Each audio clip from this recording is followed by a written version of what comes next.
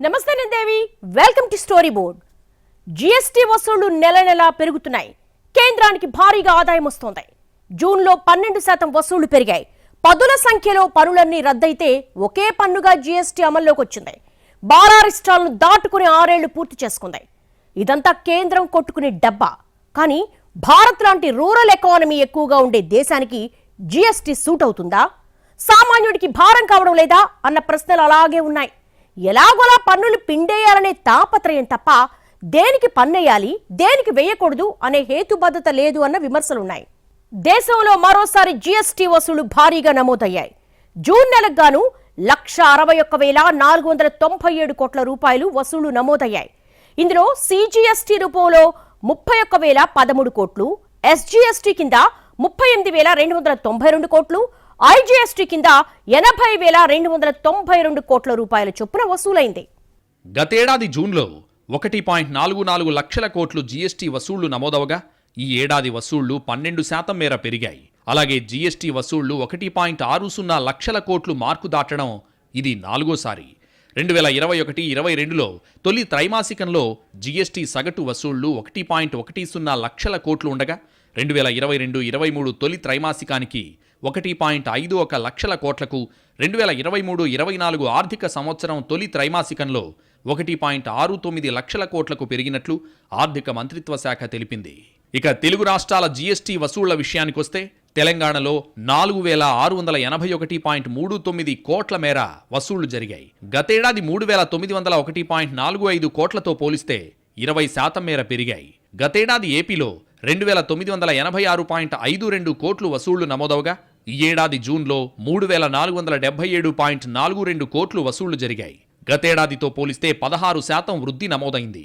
ఎప్పట్లానే మహారాష్ట్ర 26,098.78 కోట్ల వసూళ్లతో అగ్రస్థానంలో నిలిచింది. జూన్ నెల జీఎస్టీ వసూళ్లు 1.61 లక్షల కోట్లుగా నమోదయ్యాయి. గతేడాదితో పోలిస్తే 12% మేర పెరిగాయి. జీఎస్టీ అమల్లోకొచ్చిన తర్వాత ఆ పన్ను వసూళ్లు 1.60 లక్షల కోట్లకు చేరడం ఇది 4వసారి. అలాగే 1.50 లక్షల కోట్ల మార్కును అధిగమించడం ఇది 7వసారి. మొత్తం మీద గూడ్స్ అండ్ సర్వీస్ ట్యాక్స్ వసూళ్లతో ప్రభుత్వం హ్యాపీగానే ఉంది. నెల నెలా జీఎస్టీ వసూళ్లు పెరిగిపోతున్నాయని పండగ చేసుకుంటోంది. దీంతో కేంద్రానికి పెద్ద ఎత్తున ఆదాయం వచ్చి చేరుతోంది. దేశంలో జీఎస్టీ అమల్లోకొచ్చి 6 ఏళ్లు పూర్తయ్యాయి. దేశ పన్నుల చరిత్రలో జీఎస్టీని ప్రవేశపెట్టడం ఒక ముఖ్యమైన మైలురాయిగా చెబుతారు. ఇక్కడ పన్నులు వేయడాన్ని ఎవరూ తప్పుపట్టడం లేదు. కానీ అసలు జీఎస్టీ మూల సూత్రాలకే విరుద్ధమైన జీఎస్టీ ఇండియాలో అమలవుతున్న మాట నిజం. ప్రపంచ దేశాల్లో చాలా చోట్ల జీఎస్టీ ఉంది, కానీ అక్కడ సింగిల్ స్లాబ్ మాత్రమే. మనలాంటి సంక్లిష్టమైన జీఎస్టీ వ్యవస్థ ప్రపంచంలో మరెక్కడా లేదు. దీనిపై మొదట్నుంచి ఆర్థికవేత్తలు విమర్శలు చేస్తూనే ఉన్నారు. అసలు జీఎస్టీ మూల సూత్రానికే తూట్లు పొడిచేలా కేవలం పన్నుల వసూళ్లు పెంపే పరమావధిగా కేంద్రం వ్యవహరిస్తోందనేది పచ్చి నిజం. తడిగుడ్డతో గొంతుకోసిన చందంగా ముక్కుపిండి మరీ జీఎస్టీ వసూలు చేస్తున్నారు. జీఎస్టీ అమలుకు ముందు దేశంలో నమోదైన పన్ను చెల్లింపుదారుల సంఖ్య 59.75 లక్షలుగా ఉండేది. ఈ ఏడాది ఏప్రిల్ 30 నాటికి ఆ సంఖ్య రెండింతలు పెరిగి 1.36 కోట్లకు చేరుకుంది. 40 రకాల పన్నులు, సెస్లకు బదులు ఒకే పన్నును ప్రవేశపెట్టడం వల్ల వ్యాపారులు, ట్యాక్స్ ప్రాక్టీషనర్ల పని సులువైందని సర్కార్ చెబుతోంది. ఇది పన్ను ఎగవేతను కూడా భారీగా తగ్గించిందని అంటోంది. దీంతో పన్ను చెల్లింపుదారుల సంఖ్య రెండింతలు పెరిగిందని గప్పాలు కొడుతోంది. వార్షిక పరోక్ష పన్నుల సేకరణ కంటే 1.5 రెట్లు ఎక్కువగా జమయ్యాయి. ఇదంతా పక్కన పెడితే ఇప్పటికీ 3వ వంతు కంటే ఎక్కువ మంది వ్యాపారులు జీఎస్టీని ఇప్పటికీ సంక్లిష్టంగానే భావిస్తున్నారనే వాదన వినిపిస్తోంది. అంటే వీళ్లకు తాము ఎంత ట్యాక్స్ కడుతున్నాం, కట్టే పన్ను హేతుబద్ధమేనా అనే సందేహాలు అలాగే ఉన్నాయి. జీఎస్టీలో ఉన్న ఇంకో చిన్న సమస్య ఏంటంటే చిన్న చిన్న వ్యాపారస్తులకి వాళ్ళకి ఏంటంటే ఈ కాంప్లైన్స్లో ని ఫుల్ఫిల్ చేయడం కోసం ఈ రెజైమ్లో వాళ్ళకి ఏదైతే కావాలో టెక్నికల్ సపోర్టు లేదా టెక్నికల్ ట్రైనింగ్ కావాల్సిన వాళ్ళకి టెక్నికల్ ఇన్పుట్స్ ఇంకా పూర్తి స్థాయిలో వాళ్ళకి అందించడం జరగట్లేదని చెప్పుకోవాలి. ఈ విధానంలో ఇంకొంచెం వాళ్ళకి పుష్ ఇవ్వడానికి ఖచ్చితంగా గవర్నమెంట్ ట్రై చేయాలి. అట్లాగే ఈ జీఎస్టీ విధానం ఏంటంటే ఎక్కువ మందిని ట్యాక్స్ నెట్లోకి తెస్తూ తద్వారా ట్యాక్స్ తగ్గించాలనేది ఈ జీఎస్టీ యొక్క ముఖ్య ఉద్దేశం. సో ఎక్కువ మందిని ఇంకా ట్యాక్స్ నెట్లోకి తీసుకురాగలేకపోతున్నామని చెప్పుకోవాలి. జీఎస్టీ వచ్చాక కూడా ఎగవేతలు కొనసాగుతున్నాయి. మరోవైపు చిన్న కిరాణా షాపులు మాత్రం ఎక్కువ పన్ను కట్టాల్సి వస్తోందనే విమర్శలున్నాయి. పేరుకి అందరికీ ట్యాక్స్ అనే నినాదం వినిపిస్తున్నా ఆచరణలో కొందరికే మేలు జరుగుతోందని ఆరోపణలున్నాయి. వీటిపై దిద్దుబాటు చర్యలు తీసుకోవడానికి కూడా కేంద్రం వెనకాడుతోంది. ఏదో ఒకలా డబ్బులొస్తే అదే చాలని పచ్చి కాబూలీవాలాలా వ్యవహరిస్తోంది. జీఎస్టీ నియమాలను అనుసరించడానికి వ్యాపారులకు గతంలో కంటే ఎక్కువ సమయం పడుతోంది. ఎందుకంటే గత 6 సంవత్సరాల్లో జీఎస్టీ నియమాలు, నిబంధనల్లో 1000కి పైగా మార్పులు జరిగాయి. ఇది పన్ను చెల్లింపుదారులు, పన్ను ప్రాక్టీషనర్లను ఇరుకున పెట్టింది. అంతేకాకుండా ఇన్నేళ్ల తర్వాత కూడా పెట్రోల్, డీజిల్లు జీఎస్టీ పరిధిలోకి రాకపోవడంతో సామాన్యులు కూడా నిరాశకు గురవుతున్నారు. కొత్త పరోక్ష పన్నుల విధానంతో మొదట్లో ఇబ్బందులు ఎదురైనా ప్రజలకు ఆశించినంత ఊరట లభించలేదనే వాదన ఉంది. పదే పదే జీఎస్టీ స్లాబులు, రూల్స్లో మార్పులు గందరగోళంగా ఉన్నాయని ఫీల్ అయ్యేవాళ్లు ఉన్నారు. అసలు జీఎస్టీ విషయంలో ప్రతిసారి కేంద్రం గొప్పలు చెప్పుకోవడమే కానీ నిజంగా అంత మంచి ఫలితాలు సామాన్యులకు వచ్చాయా అంటే అదెప్పుడూ సందేహమే.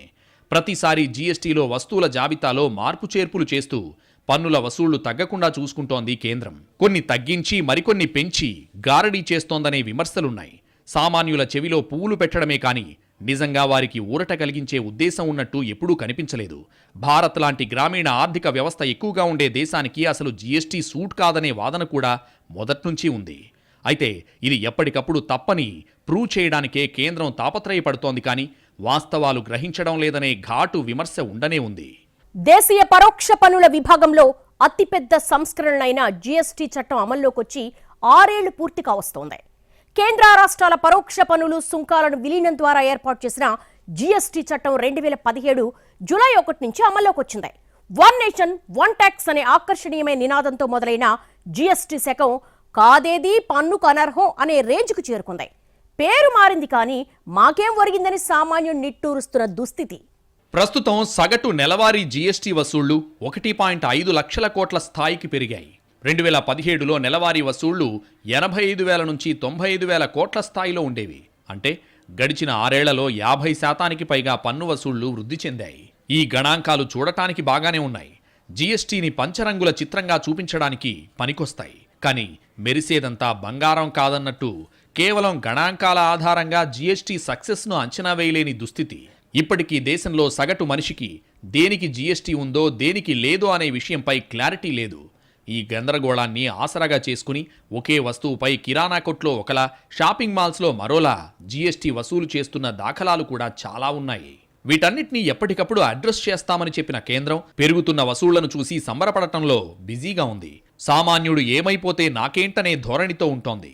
జీఎస్టీ చట్టాన్ని మరింత సమగ్రంగా మార్చేందుకు పన్ను రేట్లు, స్లాబుల హేతుబద్ధీకరణతో పాటు పెట్రోల్, డీజిల్, విమాన ఇంధనాన్ని జీఎస్టీ పరిధిలోకి తీసుకురావాల్సిన అవసరం ఉందని పన్ను నిపుణులు అభిప్రాయపడుతున్నారు. ఎన్నికల సంవత్సరం కావడంతో కేంద్ర రాష్ట్ర ప్రభుత్వాలు ఇప్పట్లో ఈ సంస్కరణలను చేపట్టేందుకు సాహసం చేసే అవకాశం కనిపించడం లేదు. గూడ్స్ అండ్ సర్వీసెస్ ట్యాక్స్ ఆలోచన భారత్లో 2000 సంవత్సరం ప్రారంభంలోనే వచ్చింది. సంక్లిష్ట పన్ను వ్యవస్థను సులభతరం చేయడానికి జీఎస్టీని ప్రతిపాదించారు. కేల్కర్ టాస్క్ ఫోర్స్ అనే ఓ ప్రత్యేక బృందం దేశ ఆర్థిక వృద్ధికి ఆటంకం కలిగించేలా ఉన్న అప్పటి ట్యాక్స్ స్ట్రక్చర్కు ప్రత్యామ్నాయంగా సమగ్ర పరోక్ష పన్ను విధానాన్ని సూచించింది. ఎన్నో చర్చల తర్వాత 2016 ఆగస్టులో పార్లమెంట్ రాజ్యాంగ 101వ సవరణ చట్టాన్ని ఆమోదించింది.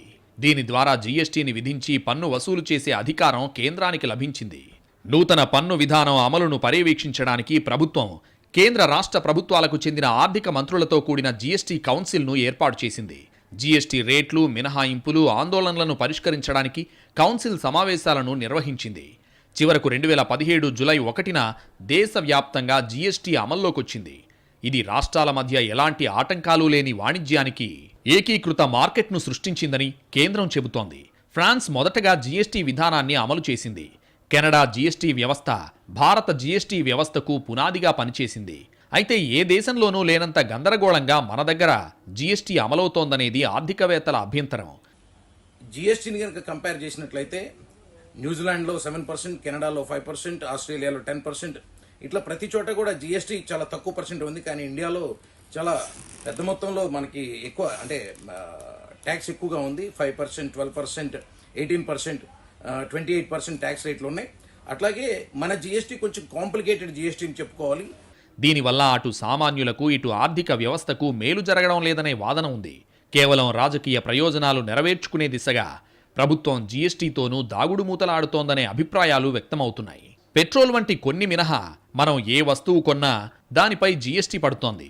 ఈ పన్నును కొనుగోలుదారుడు నేరుగా ప్రభుత్వానికి చెల్లించడు. చివరికి జీఎస్టీ భారాన్ని మోసేది కొనుగోలుదారుడే అయినా అది ప్రభుత్వ ఖజానాకు మాత్రం చెల్లించేది వ్యాపార సంస్థలు. ఇది వినిమయ పన్ను కాబట్టి ఎండ్ కస్టమరే తన జేబు నుంచి కట్టాలి.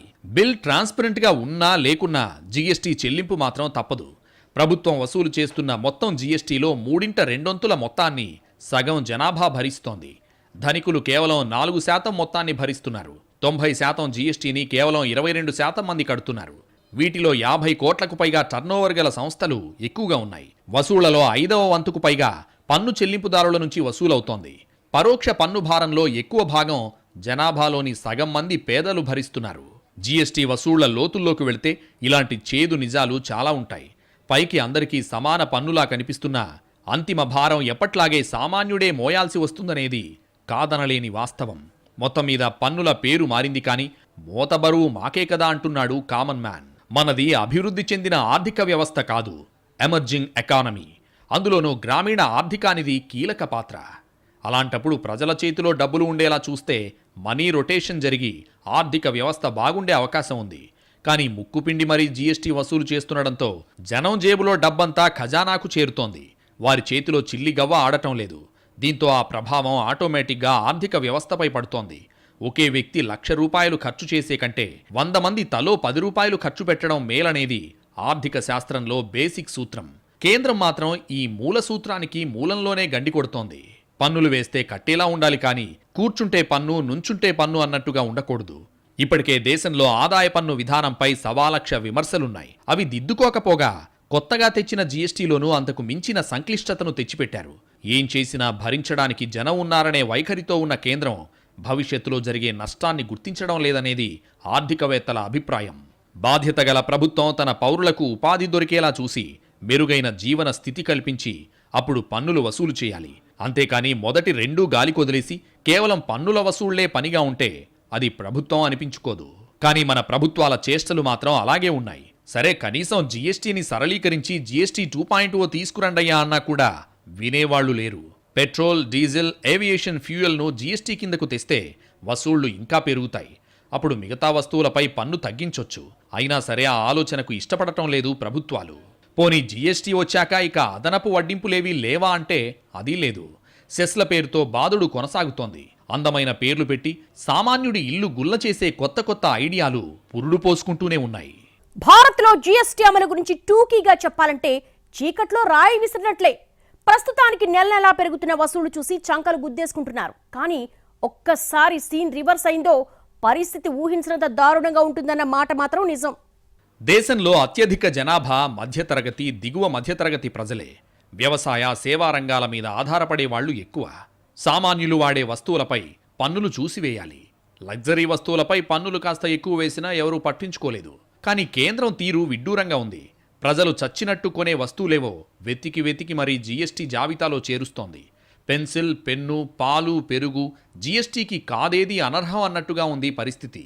ఆఖరికి శ్మశానాన్ని కూడా పన్ను పరిధిలోకి తీసుకొచ్చిన కేంద్రం తీరుపై విమర్శలు వచ్చినా వెనక్కి తగ్గిన పాపాన పోలేదు.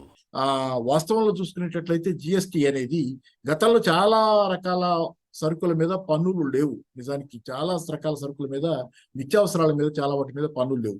కానీ జిఎస్టీ వచ్చిన తర్వాత, ముఖ్యంగా ఈ మధ్య కాలంలో కొద్ది నెలల క్రితం, ఒక 6-7 నెలల క్రితం కావచ్చు, గోధుమలు, బియ్యం, లేకపోతే మజ్జిగ, పెరుగు, చేపలు, మాంసం, ఇలా అంటే అత్యంత సాధారణంగా నిత్య జీవితంలో అత్యంత పేదవాడు, కట్టిక పేదవాడు కూడా వాడుకునే వస్తువుల మీద ఈరోజు జిఎస్టీ విధించారు. ఈ రకంగా దాని మీద వసూళ్లు భారీ ఎత్తున జరగడం వల్ల ఈరోజు పన్ను ఆదాయం పెరుగుతుంది. జీఎస్టీతో వ్యాపారాల నిర్వహణ వ్యయం పెరిగింది. ఎలాగంటే దీన్ని పూర్తిగా ఆన్లైన్లోనే నిర్వహించాల్సి ఉండడంతో చిన్న, మధ్యతరహా వ్యాపారులు, కంపెనీలు ఐటీ నిపుణులను నియమించుకుని జీఎస్టీని నిర్వహించాల్సి ఉంటుంది. జీఎస్టీ చట్టాన్ని మరింత సమగ్రంగా మార్చేందుకు పన్ను రేట్లు, స్లాబుల హేతుబద్ధీకరణతో పాటు పెట్రోల్, డీజిల్, విమాన ఇంధనాన్ని జీఎస్టీ పరిధిలోకి తీసుకురావాల్సిన అవసరం ఉందని పన్ను నిపుణులు అభిప్రాయపడ్డారు. జీఎస్టీ మండలి 50వ సమావేశం వచ్చే నెల 11న ఢిల్లీలో జరగనుంది. పన్ను ఎగవేతలను కట్టడి చేసేందుకు చేపట్టాల్సిన మరిన్ని చర్యలతో పాటు ఆన్లైన్ గేమింగ్, కాసినోలు, గుర్రపు పందాలపై పన్నుకు సంబంధించి మంత్రుల బృందం సమర్పించిన నివేదికపై ఈ సమావేశంలో చర్చించే అవకాశం ఉంది. కానీ విప్లవాత్మక నిర్ణయాలు వస్తాయని ఆశించడం మాత్రం అత్యాశ అవుతుంది.